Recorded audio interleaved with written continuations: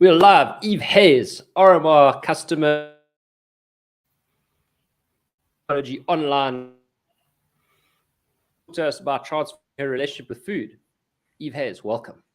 Hi, thanks for having me, Jonno.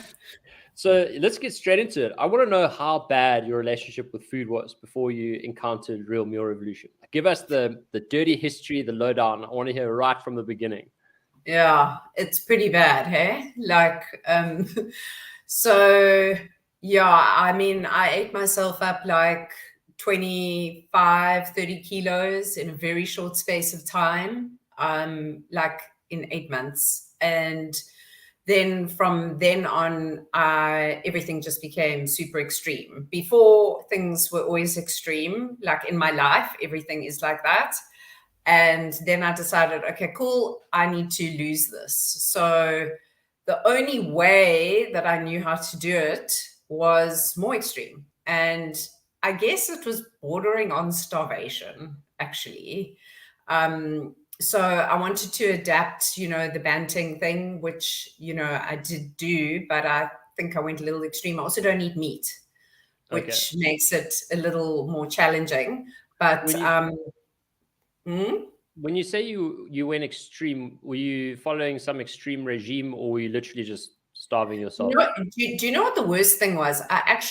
So before I did the starvation thing, the worst thing I ever did in my life, and I don't want to like upset anyone in the world, but I tried way less. And it actually made the mental stuff in my head so much worse, because when you're measuring every tiny little bit of food, when you're already at a predisposition of being obsessed, you become more obsessed. So that kind of worked, but it just exacerbated the problem. So then I put all of that back on, and then I thought, okay, now I'm going to, I just need to do my own thing, and Banting came along, so I tried that. But fasting is good, but as you know, normal people will do, say, 16 hours or whatever. I was doing 36 to 40 hours every second day. So you would do like a 40-hour fast and then have like a 1-day rest, or just a meal and then do it again? Yeah, well, it would be like a 1-day rest and then again. But I was eating very little, like maybe an egg and some cheese. And what were the results like? Did it work? Yeah, it did work. It did work, but the thing is, I knew it wasn't sustainable. So I had this goal that I had to achieve. So I got to that date, but literally to the day. So people would say to me, "Oh my gosh, you've lost so much weight. You look amazing." And I'd go, "This is for 5 minutes, because the next time you see me, I'm not going to be like this anymore." Like, I knew my brain and my body just couldn't keep going like that. So yeah, that's when also some personal things happened, and I decided to try and tackle the whole situation differently. Yeah. Well, before we get there, have you had a history? Because this sounds like the last year, really, or the last couple of years. Before that, did you have a history of, yo-yo dieting or anything along those lines? I wasn't as bad as I was in, say, the past 5 years, but I guess it's like I've also been through like an outpatients program, so I identified very much like with alcohol, alcohol and drug addiction. As you get older, whatever the issues are, they just get worse and worse. So they were always there, but it just became more and more like apparent that there's a serious problem, and I tried to deal with it in more extreme ways as things went by. Okay. And then, so you joined the Real Meal Revolution, and you wanted to kind of have a slightly more balanced view, which some may argue is not a balanced view. I obviously disagree with that. We'll take that offline. But and then you went on to the vegetarian sort of version, and you were getting coaching to sort of hold you accountable and guide you through doing low carb. But you kind of knew how to do low carb. So then what happened? Okay, so yeah, so the coaching thing I loved, and but then I had a personal thing that happened, and in previous experiences in my life, what I've also learned is sometimes like a group also adds another level of accountability dimension. When you've got a group of people telling you the same thing, then you are less inclined to kind of talk away the advice of one person, because you think, oh, well, maybe they've got an agenda, or maybe it's their own experience. But when people that you don't know all say the same thing, it's got a lot more power. So yeah, so that also appealed to me, and also just the headspace stuff, because the eating psychology program offered a lot more than just like the measurements. And I know fundamentally that that's where the issue is. It was about, what I loved about the way that I understood the eating psychology to be was about transformation. For me, that's the biggest thing. It's not a quick fix. It's hard. People always say, do the work. And in a way, I'd be so frustrated. Actually, I said to one of your colleagues, I was like, explain to me, what do you mean the work? What is the work? And because, I'm very deadline driven, or, I'm very compliant. And it's like, give me a list of things and I'll just tick them off. And then I've done the work. But only once I kind of went through it did I realize that the work is just, it's long, it's tense, and it's a journey, and it doesn't get solved like quickly. But what I really enjoyed was that a spotlight went on to various areas that I need to look at, that I would never, ever, I was blind spotted to them before. Let's put it that way. Let's talk about some of the things that really stood out for you in the content. Like, are there any topics or lessons or insights that really resonated with you? Yeah, so I think understanding one's behaviors, because, we're here today, and, I've spent like thousands of rands and years of time in therapy on all kinds of things. But there was some light bulb moments about why I do like certain things. Like, I'll give you an example. This is like a really stupid thing, but for me, it was a big thing. Is every single time I need to tackle a big task, on a spreadsheet or work or whatever, I precede it with, I need to eat something. And during the course, Victoria actually put up a slide. I can't remember exactly what it was. And suddenly this light bulb went off, and I realized, oh my gosh, I know I do this, but I realized that when I was young, my mom would always say to me, okay, you can go ride your bike once you've eaten your food. You can do this once you've eaten your food. And that actually became like something I never realized that I've carried through for a long time. So it's not easy to break, but now there's awareness. And once there's awareness, then you can actually like kind of stop yourself. Yeah, that's actually a goodie. Like, I've seen that even when I went through patches of smoking, I remember like the cigarette is the break between, it breaks all of your tasks up. And it's always like just before you're about to tackle something tough, you're like, oh, actually, I'm going to go have a cigarette. I definitely need some nicotine to get me through this. That's classic. And then, so what is the work for you in like, if you can be specific? So for instance, the work is obviously doing the stuff, which I suppose is also a bit vague. And it's kind of practicing specific things, like going over content and continuously building awareness. But where would you say the areas are where you started doing that, where you hadn't before? I think it's more about creating the space between your actions and your thoughts. So you always want to just like reach for food. And for me, the work is like, okay, you now understand why you're doing this, and now you need to actually just create a little bit of space. Sometimes, even if you give yourself, like, say, 5 minutes or before, and sometimes you know what, today I'm going to fail. I'm just going to go ahead and do this anyway. But then you try and you do it better the next time. So it's actually practice. It's hard. It's like any discipline in life. You just have to practice, and you have to just be like very mentally strong. And it's ironic because, I can be very disciplined in all the areas of my life, but with food, I don't know. Something went wrong. So it's about trying to put that back into practice the same way as I do everything else. But it's the emotional thing, I guess. It just fills the hole. Food just fills the hole all the time.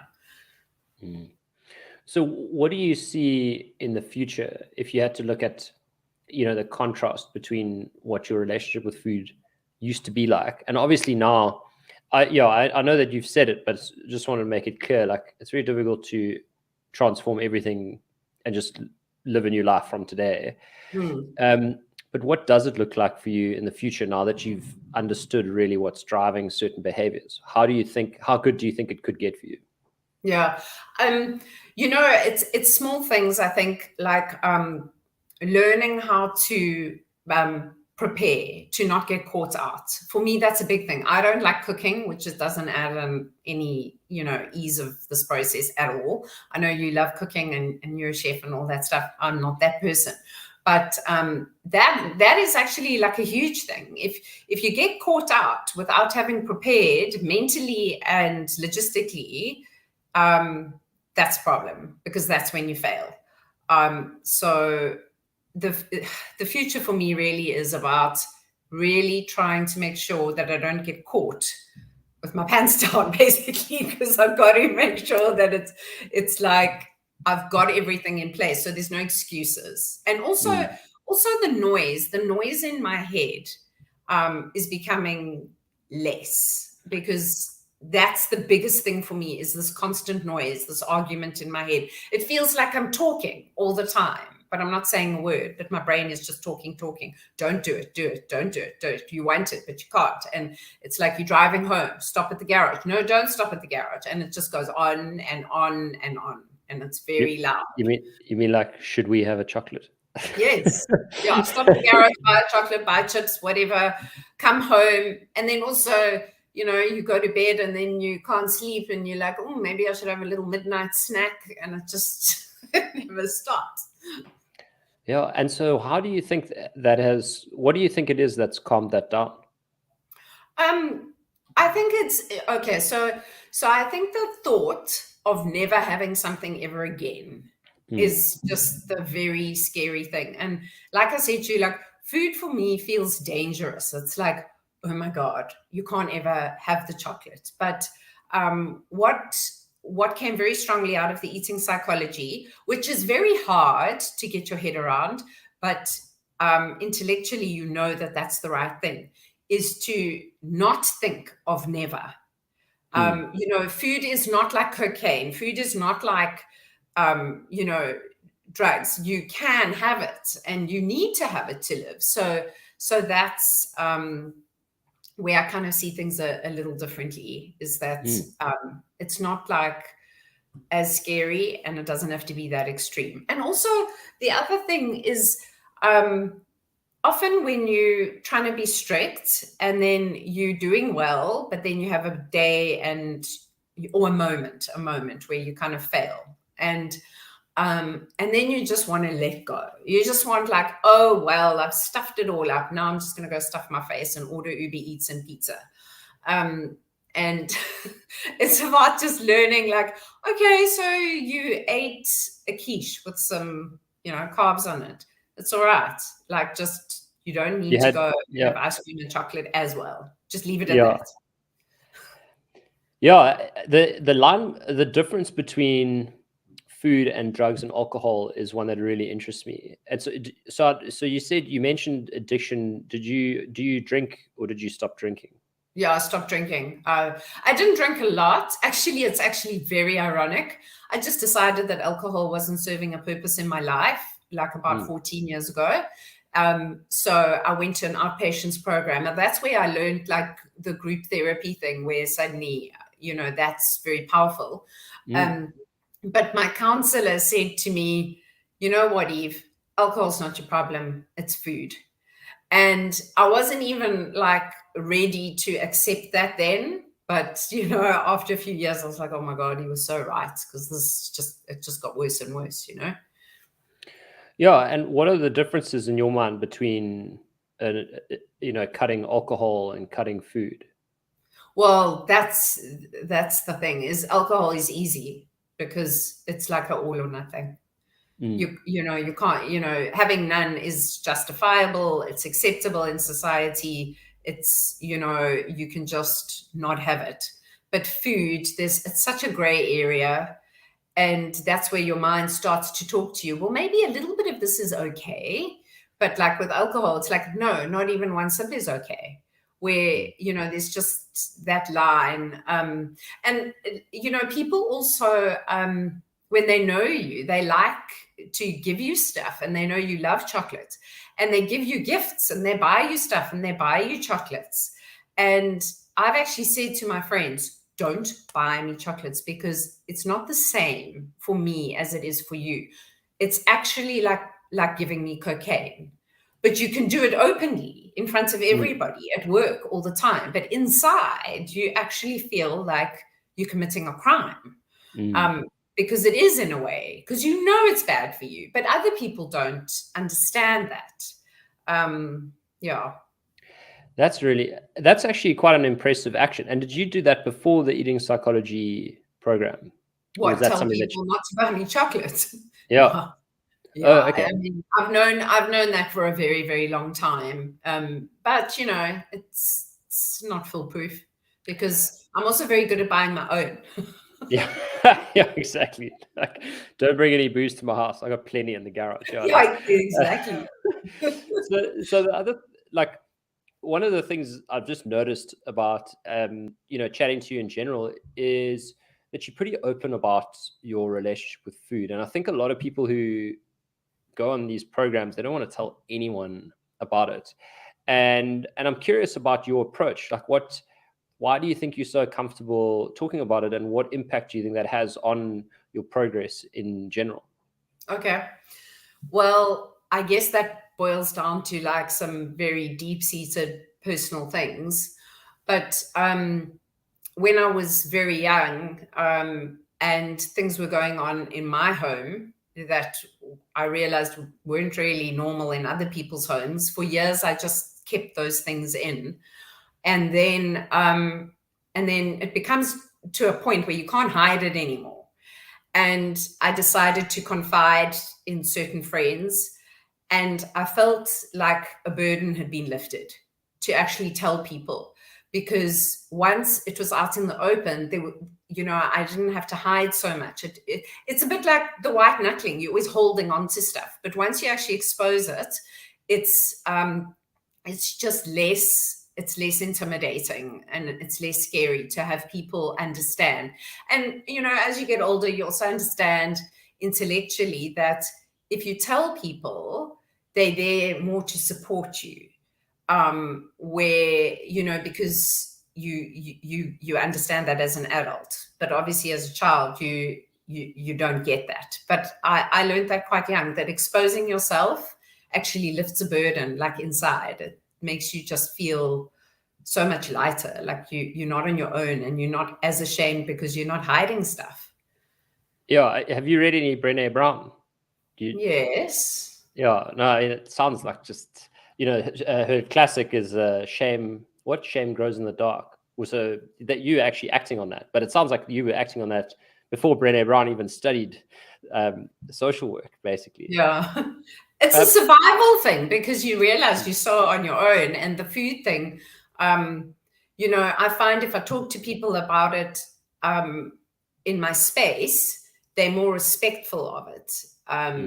You know what I mean? Because then they understand, like, guys, I'm not like you. this is a very big issue for me. So you know what it's like if you don't drink and then you go to a party and everyone's like, oh, have a drink, you know, and it's just a lot of peer group pressure. I think you also don't drink, and I'm sure you've been through a lot of that as well.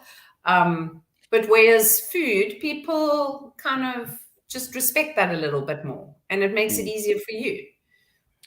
Yeah, I've found the opposite in some cases with food. I think that people find, look, alcohol, I think when you're around someone who's stopped alcohol and you drink, you find it, you don't realize that you're threatened, but you immediately want them to drink. And the reason you want them to drink is because you feel ashamed of the fact that you still drink and they're able to just stop. And so I think the same happens with food. Like, you're looking after your health, and then you show up and someone who isn't sees you, and then they instantly feel bad, and it's like they don't even realize they're doing it, but they're trying to get you into their camp so they can feel better about themselves. And that's one of the things that fascinates me about human behavior. It's like there was an analogy, I wish I remember who gave it, but there was this crabs in the bucket thing, and this guy caught a whole lot of crabs, and his uncle put all the crabs in this bucket, and it wasn't even a deep bucket, and he said, like, uncle, why won't you put a lid on the bucket? And he says, you just watch. And so, like, one crab gets his like claw over the top and starts climbing out, and all the other crabs just grab onto him and pull him back down. he says human beings are like the crabs in the bucket. Like, you don't have to worry about people rising above anything, because you're guaranteed they just want to bring you down. Yeah. That low level. But you know what? You just reminded me of something. This was another takeout I got from your program. Is I never ever thought of this, is putting people in your life on lists. And there's certain people in your life that are on the blacklist, because those are the people that egg you on. It's just like, you know that you have certain dynamics with people. Like, when I meet this particular person, it's always about the food. And it's like, where are we going to go? Where are we going to eat? But other people, it's not like that. And same like with drinking or whatever. But then when you start to actually think about it, you realize this person is good for me, and this person, like, actually I just need to stay away from them, because I'm not protecting myself by being with them. And it doesn't make them bad or good. It's just the dynamic, and it's about recognizing that dynamic, which I never ever actually had insight into before. I actually got that, funnily enough, from a friend of mine who was trying to stop drinking, and he said you got three options. You can you obviously pick all your goodies, and then and then, like, the baddies, you've got two choices with the baddies. You can just delete them from your life. In other words, just stay away. And then the other thing was you could change the way that you do friendship with them. And it was quite funny, because this mate of mine, I mean, we're still really, really good mates, and he and this guy used to booze a lot. And it was kind of like, you knew when those two were together, they were always drunk, which is probably what their experience was of each other. And then they started going on walks together in the forest. And like, I'm one of the guys, like, crab in the bucket in this instance, because I thought it was hilarious. I was like, look at these two drunks, like going for romantic walks in the forest together. And it is the right thing to do, it really. Yeah. It's exactly that. You just got to change your dynamic with people. That is also hard work, because that's where it doesn't just, you're not in control, and it's in a control freak. That is both of you. Both of you have to actually, like, be on the same page. But one little, and the problem is that it's so easy to twist each other's arms. One wrong word, it's like, oh, come on, let's just have dessert, and then you're done. Even though you've got the best intentions. So it's got to be like an act almost. No, and a lot of people who relapse after rehab ended up relapsing on different drugs with the people that they were in rehab with. So it was like, and also they relapse while they're in rehab, and that's like a common thing, And also, I mean, like, I remember my parents going to those health farms, once a year, where they used to starve you, and you used to get a lettuce leaf or whatever for a detox in January after the Christmas holidays. But what used to fascinate me is I used to listen to their stories, and they used to the best part sounded like when they used to break out of the hydro to go down the road to go eat a burger. And I'm like, I don't understand that logic, because you went there to detox and now you're trying to break out. Like, I get it now. But So I want to talk about the whole telling people stuff a little bit more, because I think when it comes to asking for help, it's one of the biggest problems people have, and they build all that shame. What would you say to someone now if they, maybe a little bit more context, like a lot of the time people don't talk about what's going on for them, especially if they have a goal, because they're worried that they'll be shamed. And you've just said the opposite. So what would your advice be to someone who doesn't want to tell anyone what they want out of life? Yeah, it's weird, because people always talk about people behind their backs, and they're always talking, oh, have you seen how much so-and-so put on? Oh, she's got so fat, or whatever. But if you come out and you go, okay, guys, I'm super fat, and I just feel shit, and I need to lose weight. If you actually expose it, it's also that people talk about you less behind your back, because you are actually talking about it. And I always find that, the shame is in the knowing that people just, look at you and snigger. So rather just say it outright, and then they really have no reason to talk about you, which makes you feel less insecure. Yeah.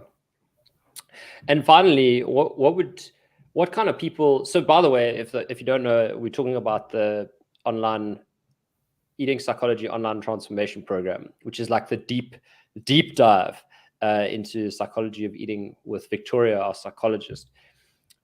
What kind of people do you think should do a program like this?